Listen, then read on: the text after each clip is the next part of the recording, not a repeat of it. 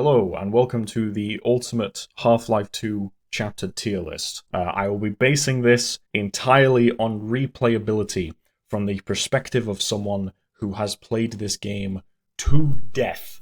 On my Steam account, it says that I have about 170 hours in that game. That is absolutely incorrect. I definitely have more than 170 hours, and you're just going to have to take my word for it. I have played this like non-stop since about 2007 is when I got a Steam account. I think I played it before I had a Steam account as well, but I was very young then. I have 170 hours listed on Steam. I've done a ton of mapping for this game. I have played it. I used to have a security job where I would do nothing. So I would play Half-Life 2 sometimes on repeat just for an entire 12-hour shift because I had nothing to do, which is nowhere near as fun as it sounds, by the way. Basically, I am going to be ranking these chapters based on replayability. What I think the chapters are like when you have played the game to death and you just play it because you like it a lot and you just basically have a fascination with it for whatever reason. If I rank these chapters low, I want it to be known that I am not saying that it's bad, alright? If this was a tier list done from the perspective of like a new playthrough, everything would be going in A and S tier, because this whole game is great from beginning to end. What I'm doing here is I'm going to be just unnecessarily scrutinizing the hell out of every chapter based on the opinion of someone who has played this way too many times. In case you're wondering what the no draw tier is, no draw is for a chapter that I will skip pretty much every time, and something will be going in there. You'll probably already know which one. Without further ado, let's get on with it. I'm not going to waste too much time talking, to be honest. There's no reason to. You should know what Half-Life 2 is, and you should have played it. So the first one is point insertion, obviously. Point insertion being the very start of the game. You get introduced by G-Man, meet Barney. You're introduced to the world of the Half-Life 2 and City 17. This goes in D tier. I will usually always play this chapter.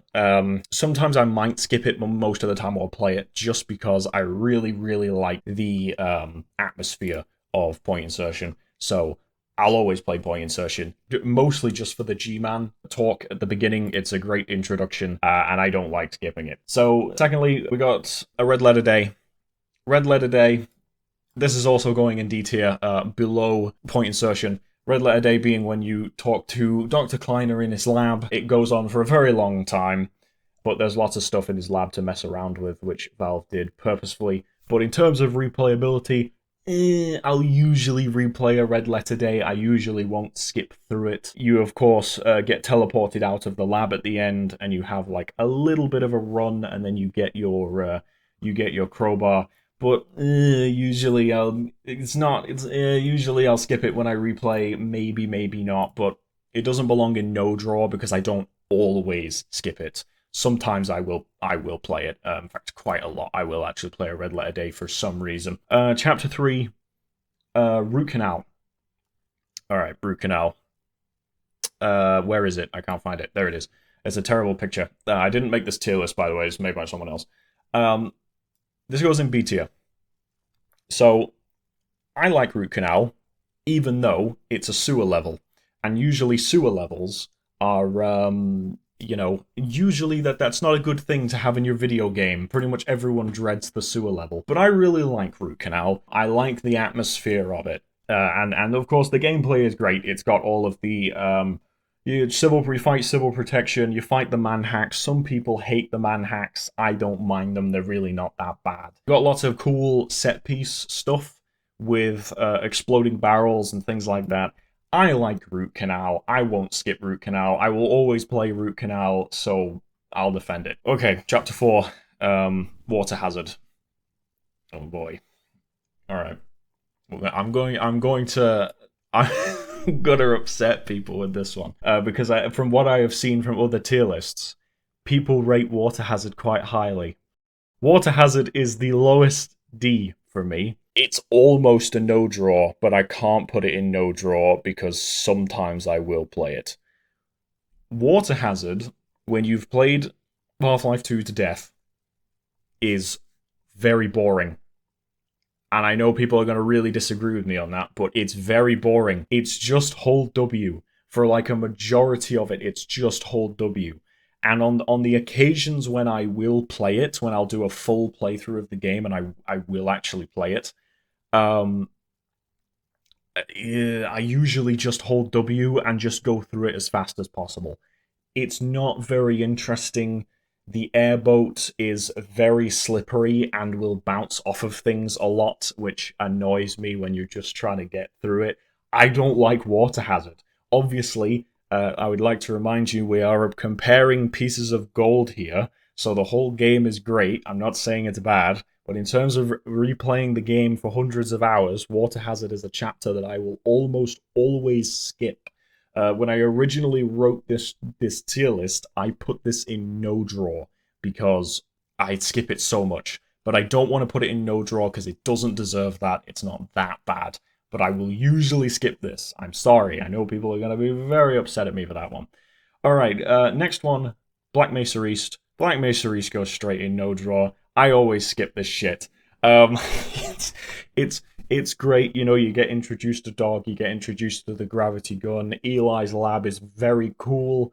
It's a great atmospheric, it's a great chapter. But I will always skip it and go straight to Ravenholm, because once you've played the game a bajillion times, going through that gravity gun tutorial is very slow and painful.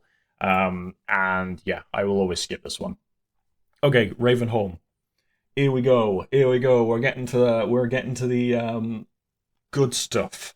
Ravenholm. Where am I going to put Ravenholm? Well, obviously, I'm not even going to waste time. Ravenholm goes in S tier. I thought about a Ravenholm going in A tier because I have heard the opinion that Ravenholm is overrated. I'm sorry, I have to disagree. I love Ravenholm. It is so good. In terms of atmosphere and gameplay and everything. Father Gregory is awesome. Everything about this chapter is great. I love this chapter from beginning to end. No complaints. There's like nothing for me to really say. I love Ravenholm. I am Ravenholm defender. Next up, we've got Highway 17. Now, Highway 17 is obviously it's high. I wasn't going to put it in S tier, but I'm not going to. I'm going to put Highway 17 A tier. The reason for this is because if you compare it to Ravenholm, I don't think it's as good, but it is very, very good. It's almost S tier. The reason why I wouldn't put it in S tier is because sometimes I do just drive straight through it. I'll always play it, but sometimes I don't stop everywhere. Sometimes I will just race through the entire thing. But you have the section with the bridge and a lot of fights with the Combine and a lot of optional areas where you can stop. It's very good, Highway 17. So it is definitely a high A, almost S tier for me. Next up, we've got Sandtraps. Sandtraps was a bit of a difficult one, but Sandtraps is I'm going to put it in C tier. People are probably going to not like me for that, but I'm going to put it in C tier because upon replaying it a million times, it's a lot of fun to do the antlion section where you have to jump across the sand and everything. I mean, pretty much just you don't have to do that. You can just run right across the sand because it can only spawn like 3 or 4 antlions. So if you just run across the sand and then spawn like 4 antlions, it won't spawn anymore and you can just avoid them. So there you go. I've ruined that section for you. But you have the Vortigaunt bug bait tutorial that goes on for ages, and then you have the Combine bunkers on the way to Nova Prospekt. I'm feeling like it's a high C. I don't actually enjoy it as much as Root Canal. Maybe I'm insane for putting Sandtraps so low, but I feel like it belongs in C. It belongs in C, almost a B, but I'm going to put it in C. Maybe people will really disagree with me on that one, but whatever. There's a dictatorship, remember. Nova Prospekt, this is, in my opinion, this is the best chapter in Half-Life 2. Nova Prospekt is great. Tons of combat. You have all of the stuff with controlling the antlions. That's just amazing. this is still great. It's still great from like the day it came out. It's Nova Prospekt is awesome. I have no complaints about Nova Prospekt.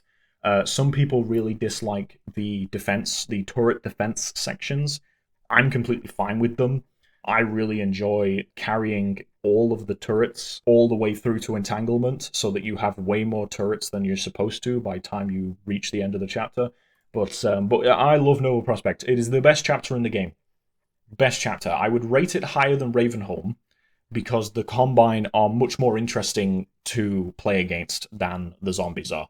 The zombies are obviously very basic, but I think if you were to compare them in terms of atmosphere, Ravenholm wins on atmosphere. Ravenholm's atmosphere is great, but Nova Prospekt wins on like more on gameplay. But the atmosphere of Nova Prospekt is really good as well. These two absolutely belong in S tier, but I would put Nova Prospekt above Ravenholm. So next up we got Entanglement. Entanglement, I'm gonna put this as a lower than Sandtraps C. I think Entanglement is basically just a turret defense section with lots of, you discover that Mossman is a traitor, and you have to sit through all of that, and then you have to sit through the whole warming up of the of the of the teleporter, and then the defense section starts, and it's a lot of fun. I'll play it, but it's also very easy. There's 3 ways that the Combine can enter the room, but they only seem to use 2 of them. The force field that is on the right side of the teleporter, the Combine will almost never ever use it. In fact, I think the 25th anniversary update may have made it so that they actually use it a tiny bit more now. I'm not sure if it's like an AI bug or something. Entanglement's really not that. It's really not very interesting. Alright, chapter 10, Anticitizen One. Anticitizen One is definitely a high A. I would like to put this in S tier, but I'm not going to put it in S tier just because it has the defense section where you have to wait for Alex to lower a force field on a Combine ball. I hate this shit. I die a lot. Even though I've played this game to death, I still find this section to be really grating and really difficult. Maybe that's just me. Maybe I'm bad at video games, but yeah, I really like Anticitizen One. Or if you want to be more cultured, you can refer to it by its proper name, Street War. But Anticitizen One, I can't put it in S tier because it's not as good as Nova Prospekt or Ravenholm, but it's better than Highway 17 in my opinion, and it belongs in A. It definitely belongs in A. That's fine. Chapter 11, Follow Freeman. Oh boy. Follow Freeman. Okay. Follow Freeman is high B. It's better than Root Canal, but I don't enjoy it as much as Highway 17 or Anticitizen One. And this is pretty much because of the entire Nexus section, which is the town hall building that the Combine are using. Oh my god. With the floor turrets and immense amounts of what I would refer to as Combine soldier spam. The Striders are a pain in the ass. Playing this on hard difficulty, even though I played the game a ton of times, they're like, oh my god, you can just get murdered repeatedly on this. The Striders have like pinpoint accurate aim, and they will shoot you the instant you peek a window or whatever. So I don't obviously dislike this chapter. It still belongs in a high B. I like it more than Root Canal. There's a lot of shit in this that's just a pain in the ass, which is why I wouldn't put it in A. But it's very good. Also, Barney can die if you try and go and take cover, and while you're fighting the endless spawns of Combine soldiers, you can end up with Barney dying if he gets stuck in a corner or something. So it belongs in high B, but it doesn't belong in A tier. Alright, we're getting to like the last 2 chapters now. Our Benefactors. So, Our Benefactors, for me, this goes in low B. I don't like this chapter that much. The super gravity gun, like I like the Citadel, I like the design of it and the sound design and everything, but the super gravity gun just I never found it to be all that satisfying to use.